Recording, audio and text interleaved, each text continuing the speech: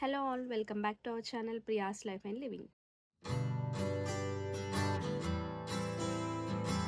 ఇవాళ వీడియో ఏంటంటే ప్రతి ఉమెన్కి యూజ్ అవుతుంది, ఎస్పెషల్లీ పెళ్ళైన ప్రతి అమ్మాయికి యూజ్ అవుతుంది.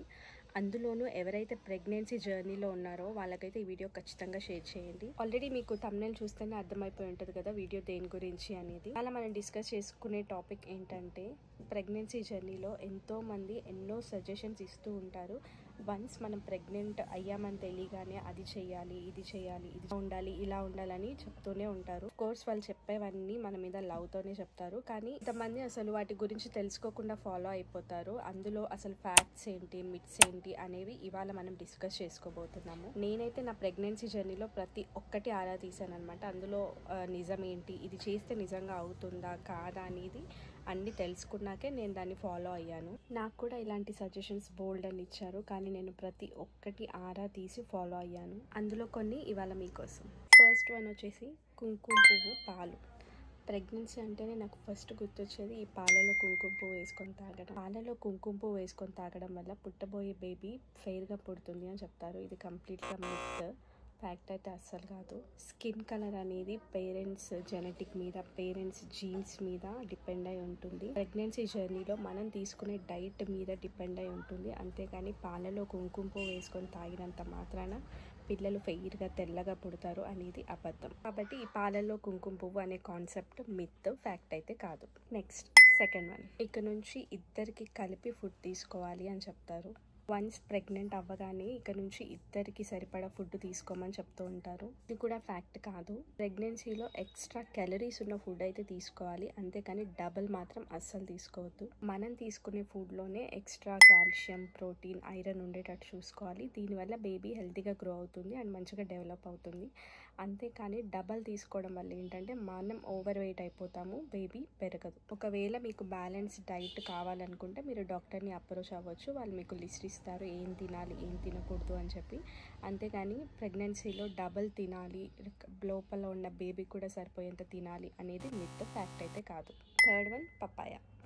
అసలు ప్రెగ్నెన్సీలో పపాయ అంటే అదొక డేంజర్ సైన్లా అనుకుంటారు చాలామంది. అంటే కొత్తగా పెళ్ళైన వాళ్ళకు కూడా పపాయ ఇవ్వరు, ప్రెగ్నెంట్ అవ్వదేమో అని చెప్పి. ఇన్ఫ్యాక్ట్ నేను కూడా అలాగే అనుకున్నాను, పపాయ తింటే అబార్షన్ అయిపోతుంది, ప్రెగ్నెన్సీలో అంత సేఫ్ కాదు పపాయ అని. ఇది డెఫినెట్గా అసలు ఫ్యాక్ట్ కాదు. మీరు హ్యాపీగా ప్రెగ్నెన్సీ జర్నీలో పపాయ తినొచ్చు. మరి ఎందుకు తినకూడదు అని చెప్తారు? దానివల్ల అబార్షన్ అవుతుంది అని అంటారు కదా.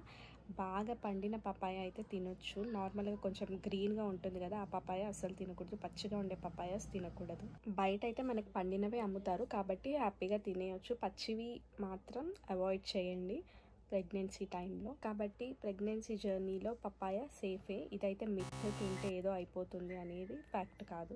Next fourth one, sea food అస్సలు తీసుకోవద్దు. కంప్లీట్గా మిత్, ఫ్యాక్ట్ అయితే కాదు. మరి ఎందుకు సీ ఫుడ్ మంచిది కాదు అని చెప్తారు ప్రెగ్నెన్సీ జర్నీలో అంటే అందులో మెర్క్యూరీ లెవెల్స్ అనేవి ఎక్కువగా ఉంటాయి, అందుకని సీ ఫుడ్ తీసుకోవద్దు అని చెప్తారు. మెర్క్యూరీ లెవెల్స్ అనేవి మన బాడీకి అస్సలు మంచిది కాదు అని చెప్తారు. ఇదైతే ఫ్యాక్ట్ కాదు, మిత్.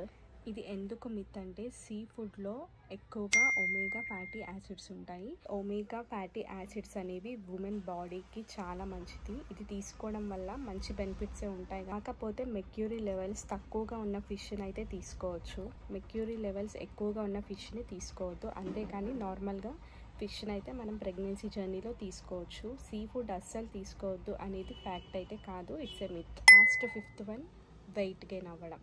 చాలామంది చెప్తుంటారు ప్రెగ్నెంట్ టైంలో ఎంత వెయిట్ పెరిగితే లోపల బేబీ అంత చప్పీగా పుడుతుంది, అంత హెల్తీగా ఉన్నట్టు అని అనుకుంటారు. ఇది అస్సలు ఫ్యాక్ట్ కాదు, ఇట్స్ ఏ మిత్. ప్రెగ్నెన్సీ జర్నీలో వెయిట్ గెయిన్ అవ్వడం అనేది అది సహజమే, కానీ ఎక్కువగా అయితే దానివల్ల మనకి లాసే ఉంటుంది కానీ అసలు బెనిఫిట్ ఉండదు. ఇన్ఫ్యాక్ట్ అందరు చెప్పింది నమ్మేసి మనం ఓవర్ వెయిట్గా ఫుల్గా తినేసి ఓవర్ వెయిట్ అయిపోయామంటే మనకి డెలివరీ టైంలో చాలా ప్రాబ్లమ్స్ వస్తాయి. ఓవర్ వెయిట్ అయిపోవడం వల్ల నార్మల్ డెలివరీకి అస్సలు మన బాడీ సహకరించదు అండ్ సీ సెక్షన్ ఛాన్సెస్ ఉంటాయి. లేదా ముందుగానే లైక్ 7 monthsలో 8 monthsలో డెలివరీ అయిపోవడం, ఇట్లాంటి ప్రాబ్లమ్స్ అన్నీ వస్తాయి.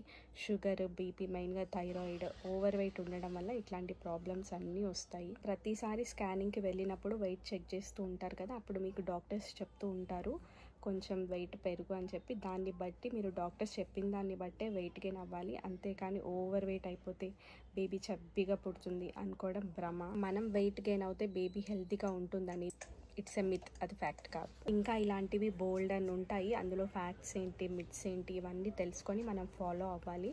ఎస్పెషల్లీ డాక్టర్ సజెషన్స్ తెలుసుకొని మనం ఫాలో అవ్వాలి. ప్రెగ్నెన్సీలో చాలా మంది చాలా సజెషన్స్ ఇస్తూ ఉంటారు. అందులో అసలు మిత్స్ ఏంటి, ఫ్యాక్ట్స్ ఏంటి అన్నీ ఫిల్టర్ చేసి మెయిన్గా డాక్టర్ సజెషన్స్ తీసుకొని మీరు ఫాలో అవ్వండి. ఇవన్నీ ప్రతి ఒక్కరికి ఎక్స్పీరియన్స్ అయ్యే ఉంటాయి. అండ్ మీకు తెలిసిన కొన్ని మిత్స్ అండ్ ఫ్యాక్ట్స్ ఏంటో కూడా కమెంట్ సెక్షన్లో చెప్పండి. అయితే మెయిన్గా ఓన్లీ టాప్ 5 కవర్ చేశానని అనుకుంటున్నా. మీకు తెలిసినవి ఏవైనా ఉంటే కమెంట్ సెక్షన్లో చెప్పండి.